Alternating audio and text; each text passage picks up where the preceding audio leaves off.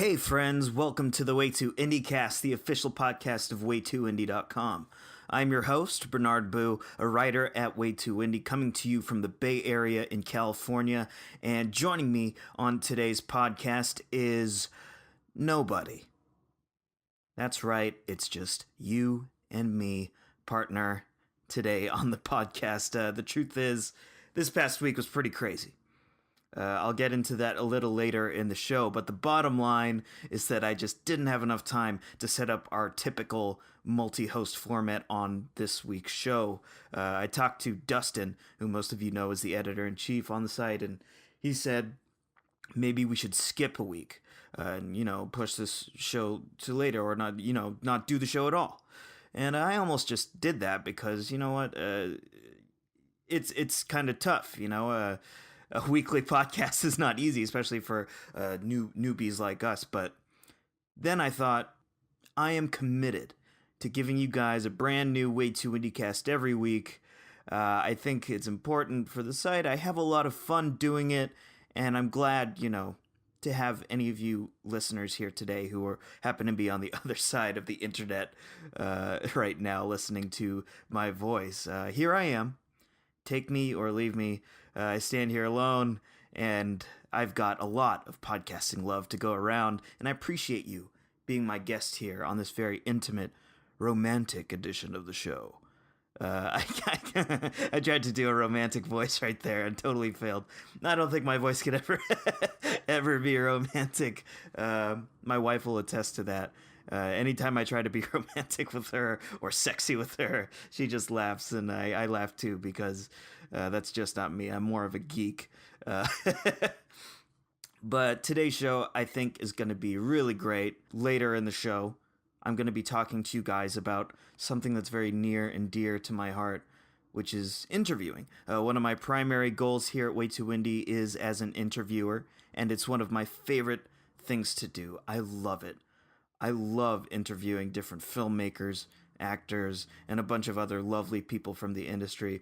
And I thought on today's show, I'd share a couple of my most nerve-wracking experiences as an interviewer. I love it, but sometimes it gets a little scary, meeting up with people, strangers, essentially, who are, maybe tired from a long day, or you're tired from a long day, and you have to talk about something that this person has spoken about at length, endlessly, for probably a good 8 hours. But later in the show, I'm going to be sharing with you some of my interview disasters.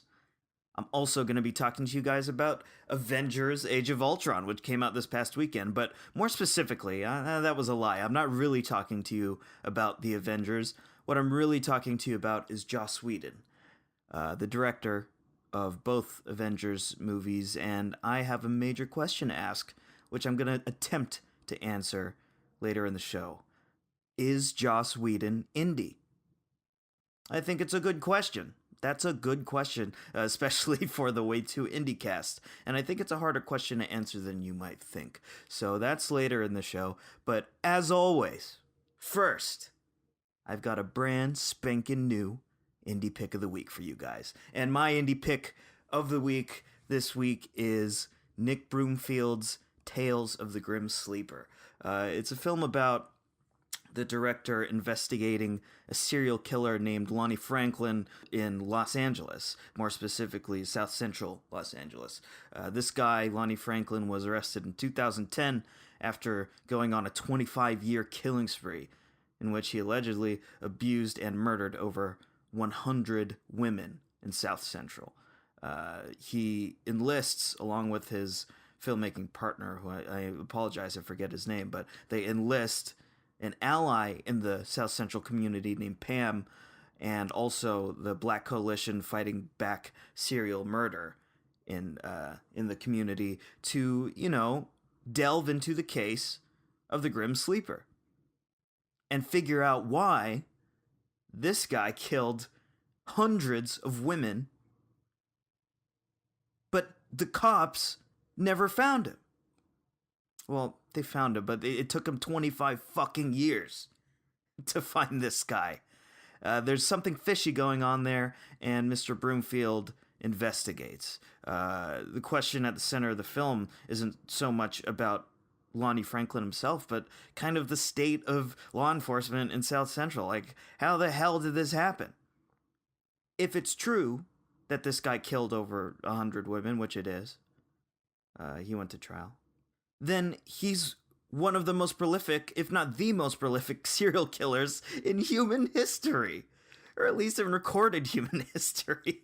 I mean, this is absurd. It's frightening. Broomfield kind of explores how the community in Los Angeles, greater Los Angeles, there's kind of this apartheid system going on there where the predominantly black people in South Central are segregated from the rest of Los Angeles. I mean, he talks about, I interviewed Mr. Broomfield last week on the website, and he talks about how, like, people in Beverly Hills never think about, let alone venture into South Central. And the people in South Central aren't welcome in other communities in Los Angeles. It's really, it makes me mad. As a minority, a member of the minority community, it really pisses me off that this kind of negligence by law enforcement is happening in South Central. And it's happening all over the country. We see it all the time with all these cases of police abuse. But negligence, I think police negligence, especially in this case, the case of Lonnie Franklin, is particularly fascinating. And it's another angle that of racial unrest that we have to address as soon as possible. And I think Broomfield's film does that very well, and it's available to stream now, I think, on HBO Go. It premiered on HBO last week, and I think you can find it on HBO Go now. So please check that out. It's an important film. A really great film, too. His style he's got this verite style, Broomfield does, where he's just really street-level storytelling. Nothing's contrived. There are no, reenactments or anything. He's an intrepid filmmaker, inventive filmmaker, and I really, really urge you to seek that one out. That's my indie pick of the week. They kind of started things off on a dour note, but now we're going to get into our first major topic of the week, which is a little more, lighthearted, I guess. It's not really a topic of the week so much as it is a question of the week. Like I asked before, is Joss Whedon indie?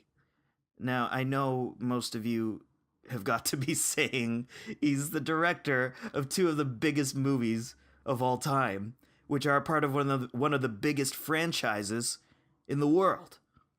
Of course he's not indie. What the hell is wrong with you, Bernard? What are you smoking? I don't smoke anything, okay? I'm clean. I'm clear-headed, and I'm aware of all this, all right? I know that he just directed the Avengers Age of Ultron. It came out, and it made a boatload of money.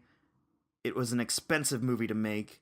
It was backed by Disney and all this other stuff. I get that. I wrote the review, which you can read on Way Too Indie right now if you haven't already. It's a giant-sized review. That's a reference for all of you comic book fans out there. But listen, we have to get a few things straight first before we talk about Joss Whedon and whether or not he's indie. First of all, what does indie mean really? For some people, they can simply quantify a film as being indie as being made for a budget of under $20 million. And an indie filmmaker is a filmmaker who makes a film for under $20 million. But I think it goes way beyond that. Being indie is a much bigger thing. Being indie means being independent in vision.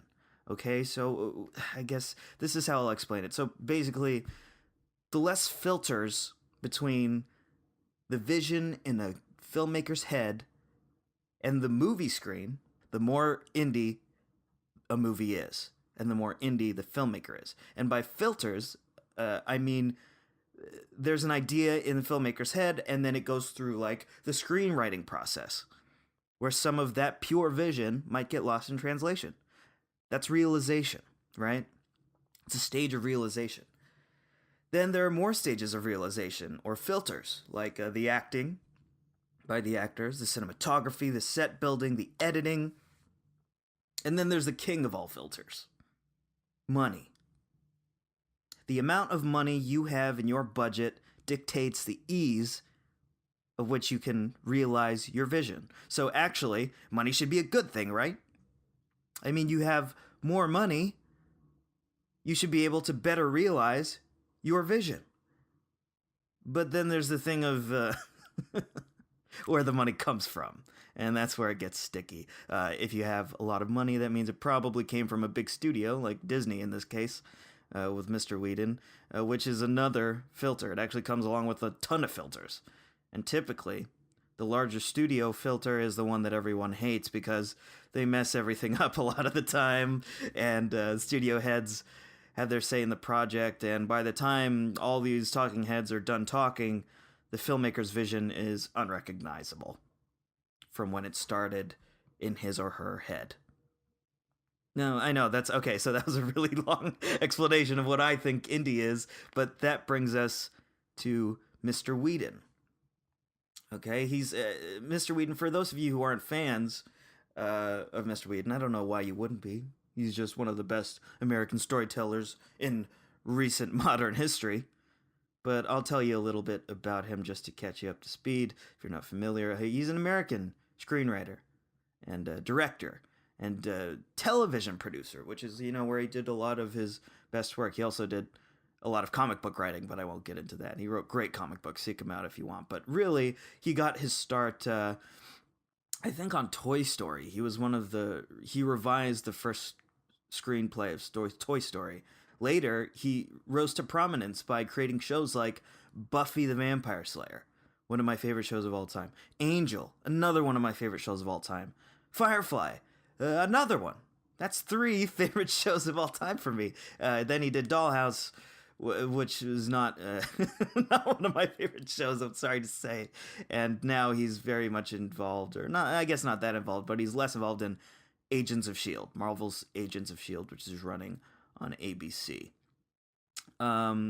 He's one of my favorite creators, writers of all time. I love his stuff. His stuff kind of, deals with existentialism and feminism and all these things, like all these really fascinating topics that I think, especially at the time, a lot of creative people weren't touching in the mainstream. With Buffy, there were all these slasher films coming out in the 80s, and then with Buffy the Vampire Slayer, he saw it as an opportunity to kind of flip the script and make the damsel in distress that you always see in these slasher movies a fucking badass who's killing the monsters. And he also made that show, kind of a coming-of-age show about teenage girls as well. But anyways, Mr. Whedon has come out with a lot of good stuff, and that earned him a spot directing for Marvel and the Avengers. Now, the other thing that came out of, all that work before he got to the Avengers was he kind of developed this thing called Slayer slang, I think, which people call it. This kind of quippy, witty, kind of dry way of speaking that he started doing in the 90s with Buffy, and now it's kind of like you go on Twitter and everybody talks like Joss Whedon. I think if you look at how people are really, kind of trying to be a smart ass and, make pop culture references and making up words, funny words on Twitter, this is all stuff Joss Whedon was doing 20 years ago. He was ahead of his time. So he was very much an independent kind of artist when he was making the TV stuff, but now he's in the Marvel fray. That's another reference for comic book hits. If you got that fray reference, I love you forever. But anyways, Mr. Whedon is directing the Avengers and stuff. He's overseeing a lot of the other Marvel things. Now, I think while he was an independent creator before, unquestionably, now I think it comes into more question whether he's an indie filmmaker. or an indie creator. And let's see. Let's take a look at this. So, The Avengers is a big budget extravaganza. It's it's the biggest movie in the world. So, of course, there are a lot of filters that go along with that. But I think sometimes filmmakers, even though they have all the filters of funding and working with hundreds, sometimes thousands of employees, sometimes a filmmaker's vision is so strong that their vision can endure all those filters, and you can still recognize it on the other end. The other end being the screen. Take, for example, like Martin Scorsese, Quentin Tarantino, David Lynch. Well, maybe not David Lynch. His movies don't get the big budgets that these other guys do. But Darren Aronofsky. These guys have way more than $20 million in their budget to make their films nowadays. Are they no longer independent filmmakers? Of course they are. Of course they are. Wes Anderson, the Coens. These guys have bigger budgets than most indie filmmakers. They're over 20 million, but of course they're independent filmmakers. If you don't call Quentin Tarantino an independent filmmaker, I think you're nuts. Okay, so but this is a harder question to answer because Joss Whedon literally has the biggest money-making machine in the industry behind him. I think it's a hard question to answer because is Age of Ultron and the Avengers, are those independent films? No, of course they're not. It's too much of a collaborative effort. There are too many filters with those films from Joss Whedon's head, and he's also working with other people's characters. They're not even his characters. So I think I don't think they are independent films. Of course they're not. It would be ridiculous to say that those were independent films, but I do think, and here's where my answer comes, answering this question, I do think Joss Whedon is still an independent filmmaker. Just because he made 2 films that weren't indie doesn't mean that he still doesn't fight for his independent vision. And in fact, he took time in the middle of making Avengers, the first one, to make Much Ado About Nothing, which is a film he made in his house. He grabbed a bunch of his friends and made a Shakespeare adaptation at his house and shot it in black and white. How much more indie could it get? He didn't have to do that while he was making Avengers. He was going to be rich. He had it made. He had the, most cushy spot in the industry that you could have. But he fought, and he used his spare time, his vacation time, to make Much Ado About Nothing, a movie that I absolutely adore. And now he's quitting Marvel. I mean, not quitting, but yeah, he is. He's leaving Marvel because he can't do this stuff anymore. He doesn't want to do the Marvel stuff anymore. And he says in a quote with Entertainment Weekly, he says, "Every movie I've ever made has been an ensemble piece of increasingly enormous proportions. That's many balls in the air. And it's just only going to get bigger with Infinity War." That's the third Avengers movie. The third and fourth Avengers movies, actually. And he says, "I'm not going to be able to give it what I need to. This is a young man's game." And I agree with him.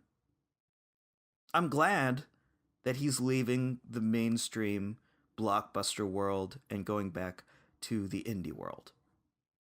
I can't wait to see what he makes next. I actually very much enjoy the Avengers movies, but now I think he's going back to his roots, what he really is. Joss Whedon is an independent filmmaker. Love the guy. He made my geek dreams come true with these comic book movies, but now I think he's gonna, gift us with some really interesting work going forward. So that's it. Joss Whedon, independent filmmaker for sure. Now that's going to do it for our first topic of the week. I've been thinking about that for a while, so it was kind of fun to think about that out loud in front of you guys. Again, I want to thank you if you're still sticking with me. I appreciate you so much for sticking with me and the Indiecast. I'm committed to giving you guys a show every week, and right now, we're going to take a break. Right as I say that I'm committed to sticking around, we have to take a break. I'll be back on the other side of the break with some interview disaster stories. I think these are going to be a lot of fun to talk about. See you guys on the other side. You're listening to the Way Too Indiecast, the official podcast of WayTooIndie.com, where you'll find film news, reviews, and interviews with an emphasis on indie. Follow us on Twitter at Way2Indie and like us on Facebook. Welcome back to episode 18 of the Way Too Indiecast. Thanks again for joining me, and now I'm going to be talking to you guys about some interview disaster stories. Now, like I said before, I feel so lucky. I'm so lucky to have the opportunity to be an interviewer in the movie business. It's the coolest thing I've ever done. I get to talk to directors, sometimes my favorite directors like Richard Linklater, Noah Baumbach. I just got to talk to Bill Plimpton, the animator, who is one of my favorites since I'm a kid. So I am so happy to be doing this stuff for Way Too Indie. I kind of feel like it's a dream that is going to end at any moment. But along with all the fun and all the pageantry, if you will, it is really cool to meet these kind of famous people. I won't lie. Doesn't suck. But along with all that cool stuff comes the occasional awkward moment. I don't know these people. I've never met them before. I know their work. I've watched their work. I a lot of times I enjoy their work very much, but I don't know them personally, and they definitely don't know me. The only thing they know about me is that I'm a member of the press, one of like hundreds of members of the press that these guys have to talk to when they have a film coming out. So, understandably, sometimes when I meet these people, they're not in the best of moods. I get it. If I was sitting in a chair being asked the same questions over and over and over, I'm traveling, like I'm not even near my home a lot of the time, and some of the questions are stupid, or I haven't eaten lunch, I'm jet lagged. I can understand that these guys are in a crabby mood sometimes. So I totally appreciate when they're just honest and they're like, listen, I'm not in a good mood today. I understand. But there have been times where things have gone really, really wrong, and I want to talk to you guys about a couple of those incidents. The first one is really bad. It's probably one of the worst things that's ever happened to me in my short movie critic career. And the second one is very uncomfortable, but has more of a, I guess, happy ending to it. So, first of all, I'm going to tell you about a story of me on a day off. Typically, during the week, I either have like an interview that day, or I have a screening to go to, or I have reviews to write. I'm a busy guy most of the time, but I had a free day not too long ago. And I was sitting at home in my pajamas. I was eating cereal. I was playing video games, relaxing. There was nothing on my schedule, on my nifty iPhone, and there was nothing in my head. I knew I had nothing to do. Then my phone rings, and it's a New York phone number. Now, when my phone rings and it's a New York phone number, it's almost always for a phone interview. Okay? So, I have that moment where dread just takes over my face. I start shaking and I go, oh no. What, you dumbass, what have you done? I had no idea who it could be. My mind was blank. As far as I was concerned, I had goddamn nothing to do that day. I chickened out and I didn't answer the phone. But I scrambled to check my email, and I saw that indeed I had forgot to schedule in that I was speaking to the director of a film called Ivory Tower. Ivory Tower. I hadn't watched the film, didn't know what the film was about. But my publicist in the email was telling me, hey, where are you at? Your interview is starting now. The guys in New York are trying to get a hold of you. Oh God, I panicked.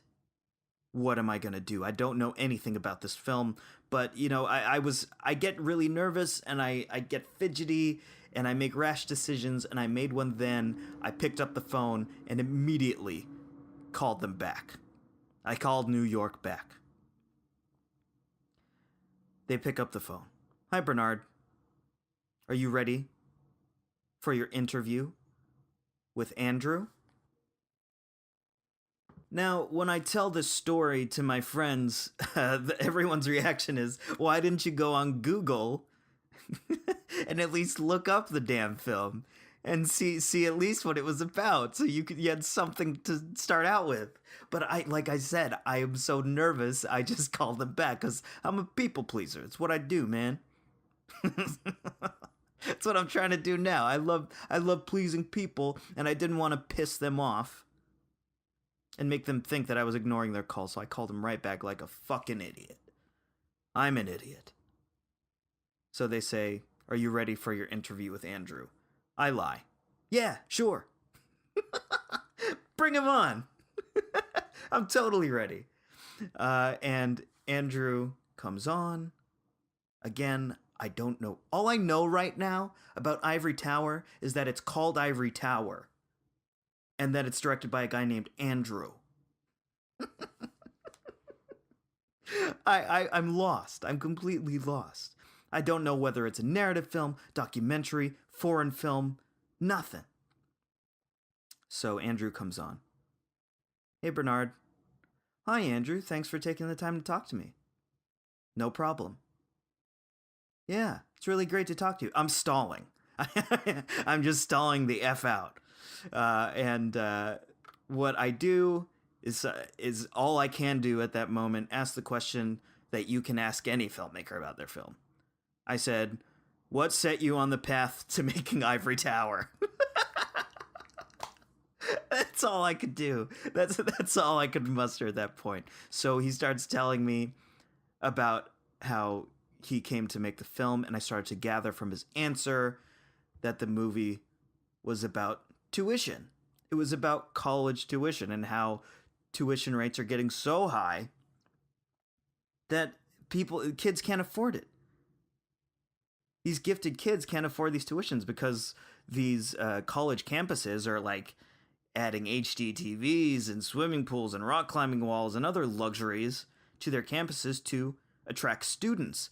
Hence, it raises up the tuition rate, and people can't get in to these schools. These kids can't get into these schools when they deserve to. I started to put these things together as Andrew was talking. Throughout the interview, I was just winging it, man. I said, I don't know how this. I'm reading my interview now. My second question somehow is, the state of student debt and high tuition rates frightens me as a future parent.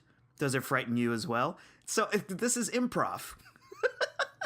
I'm improvising these questions, and I'm shivering. I'm shaking. I've never been so nervous for anything. Not going to the dentist to have my wisdom teeth removed.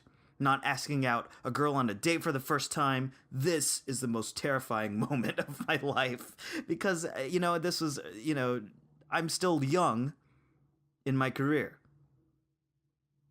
I have a long way to go, so I don't want to mess anything up. I'm thinking in my head, this might be the end of me as far as my film critic career goes.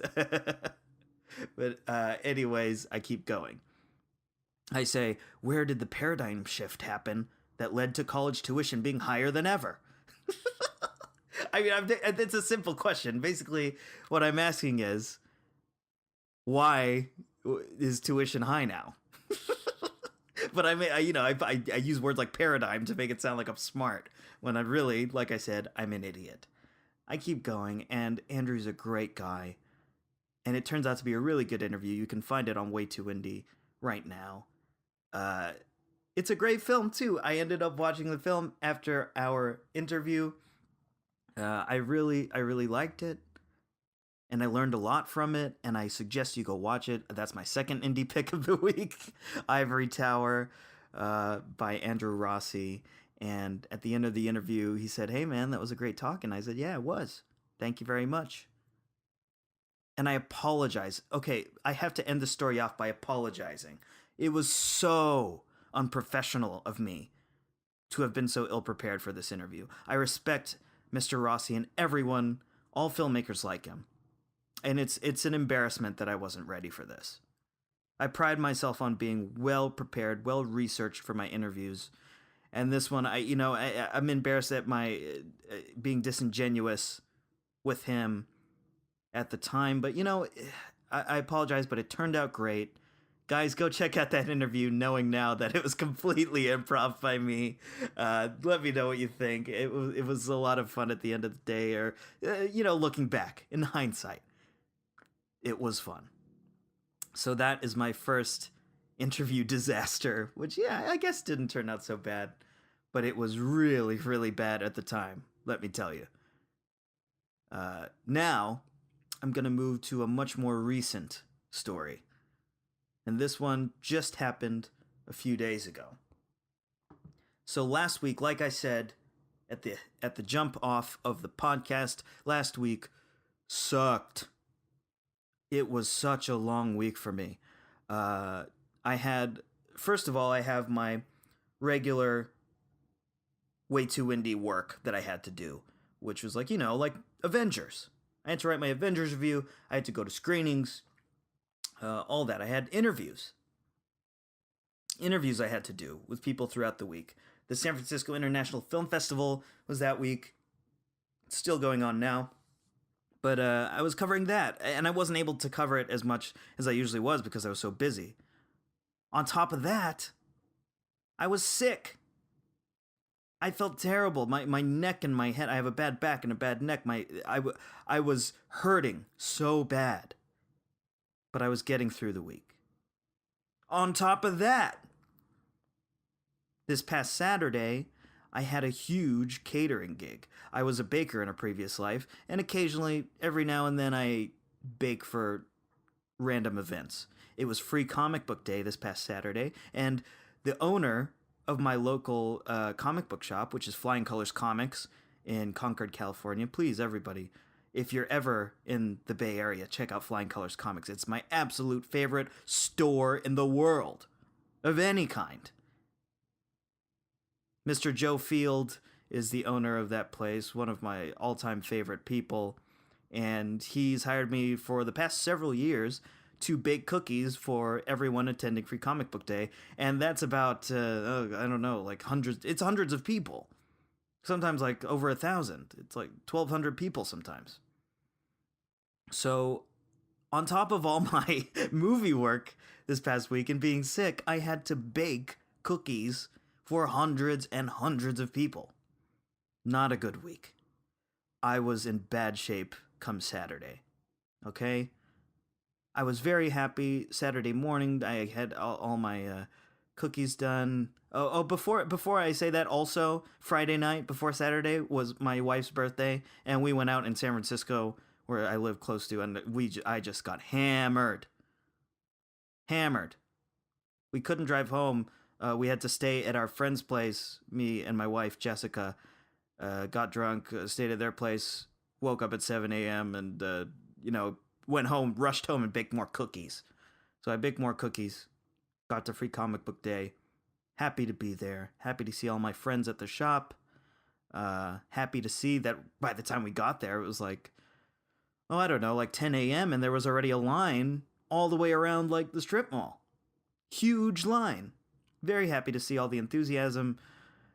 Had all my cookies ready to pass them out. It's a good time. I love Free Comic Book Day. But I was wrecked. And the other thing, I had something else to do that day. I could only stay at Free Comic Book Day for a couple hours because I had to drive my ass to San Francisco, which is like 35 miles away, and interview Jason Schwartzman. He was in town to promote his new film, Seven Chinese Brothers, which was directed by Bob Byington. It's a movie where he plays a guy named Larry in a small town. They filmed in Austin. And this guy, Larry, goes through some romance issues, some depression issues, and Schwartzman is in a similar mode to what he was in Listen Up, Philip, the movie from last year. He's kind of a depressed guy, though less mean-spirited, much less mean-spirited in this movie than he was in that movie. But that's what I was interviewing him for. He was at the San Francisco International Film Festival.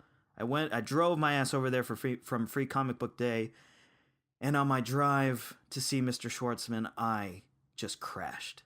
I mean, not literally crashed, but I'll just say I was really, really sleepy. I had to bake in the morning.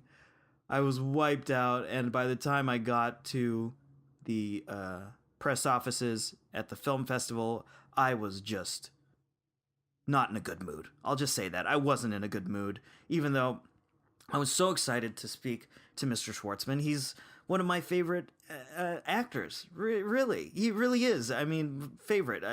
Since I was a kid, I've been watching his movies, and I think he's great in everything. And he embodies the indie spirit, too. He never really does these big-budget movies. He always does movies he wants to do. It's his independent vision. I'm so stoked, despite my horrid state, to talk to him. So I get there and I think, while I'm sitting there waiting for my interview time, I'm thinking, I want to get a picture with him. I don't usually do this, but I assume he's probably a nice guy. He'll probably take a picture with me. I'll ask him at the end of the interview to take a picture with me. I was going to bring him cookies from the stuff I baked from Free Comic Book Day, but I just thought it might be a little weird, so I didn't end up doing that. And after a little bit of waiting, my time comes. I head to the interview area, which is like this outdoors patio, and there he is, Jason Schwartzman and director Bob Byington. I shake their hands. He's very short. I'm really short. Okay, I'm short. I'm like 5'3.5". I'll just say 5'3". I'm 5'3". He was about my height, maybe a little taller, but yeah, we were the same size. Kind of blew me away. But I sat down and I commented on Mr. Byington's glasses. They were really cool. They were these like green glasses, dark green specs that I really dug. I have hipster glasses of my own, so I was envious. And Mr. Schwartzman chimes in. He says, I designed those glasses. Next question. in the typical Jason Schwartzman way, I think, oh, that's very funny. I laugh at his joke. And then Byington proceeds to hand over his glasses to me, and I see, engraved on the glasses, Jason Schwartzman. He really did design the glasses. Oh, you did? It sounds made up. I mean, it doesn't sound like you're telling the truth. Next question. Let's move on, guys. Fantastic. We're here to talk about the movie, not about my design. I thought that was very funny. So I start asking my questions. But these guys don't really seem interested in answering my questions. Jason just went on and kept talking about his glasses design. I mean, I've heard you described as, people call you a genius eyeglass designer. I think I need to get a couple more classics under my belt before I can really accept that. I got lucky with designing something that is timeless, that will be talked about, but I don't want to write To Kill a Mockingbird. I want to write five To Kill a Mockingbird. Right. I can't just have the one. It's always better than one. Yeah. So at this point, we have limited time to do the interview, and I kind of really want to get into my questions. But they still don't want to kind of cooperate. I mean, Mr. Byington proceeds to tell me a story about Richard Linklater and ping pong, which is kind of weird.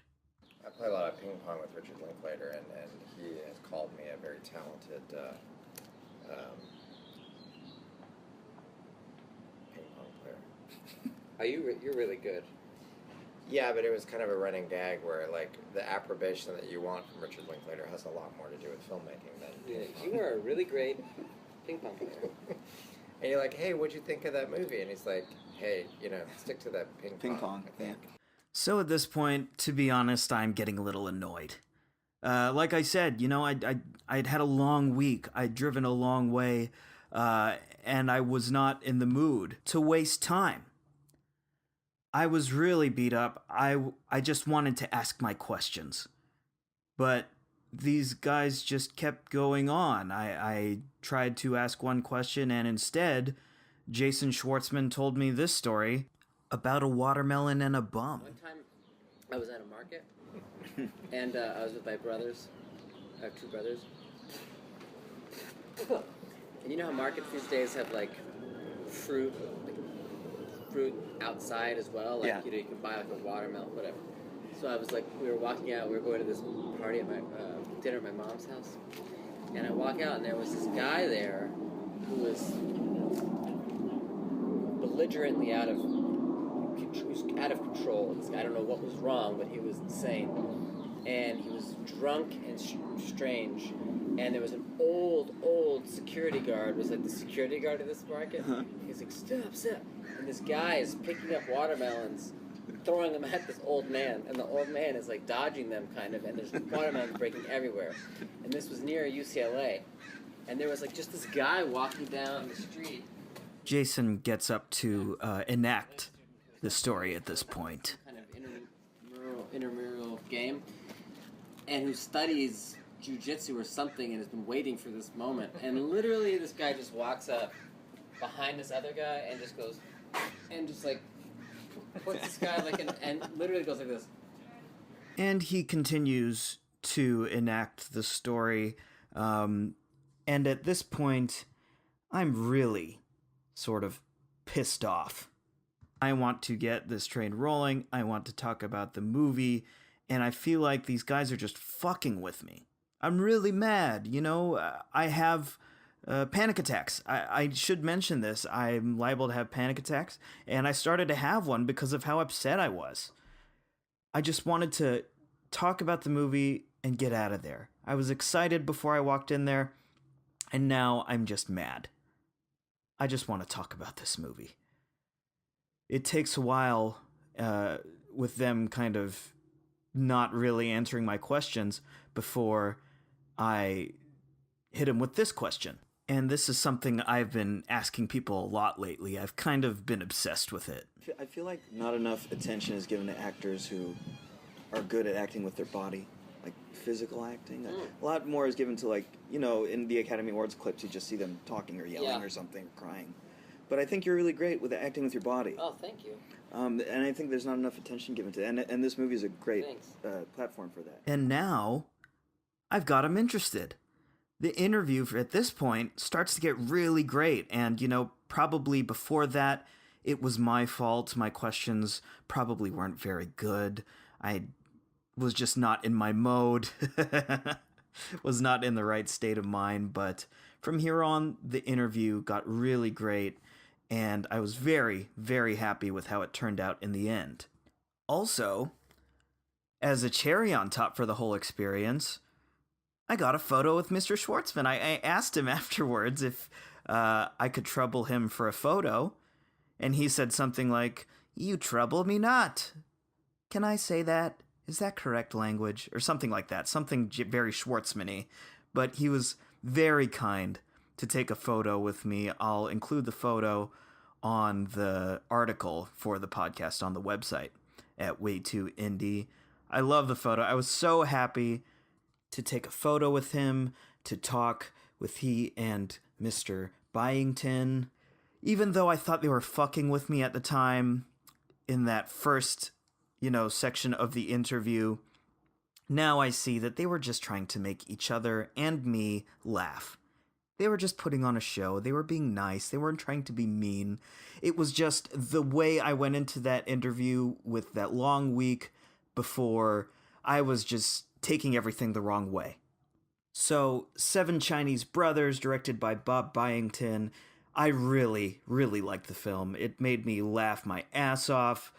I, I, I recommend you find it. I don't know if it's got distribution yet, but once it does, and I'm sure it will, please go out to your theaters and support Mr. Byington, Mr. Schwartzman. It ended up being an okay experience. I was really fuming at the beginning, but all's well that ends well, right? Those are just a couple of my horror stories from my interviewing career, however short it may be. I love doing it. I hope to share more stories with you guys, maybe in a future episode where we have a busy week and we can't get everyone together. But that's it for today's show. I really appreciate you guys hanging out with me. Next week, we've got an awesome show planned. I can't really confirm anything right now, but we're going to have a great guest. Maybe some Way Too Indie writers will be back helping me out to carry the load. Although I think this was cool just to spend some time with you guys. I look forward to having my partners in crime back with me. You can find me on Twitter at BJ_Boo. And of course, follow us at Way Too Indie on Twitter. Like us on Facebook. Follow us on Instagram, on Spotify, on YouTube. And also subscribe to the podcast on iTunes. Give us a review on there. We'd really appreciate it. And you can find us on Stitcher Radio as well. Until next time, I'm Bernard Boo. Thanks for sticking with me. Bye-bye.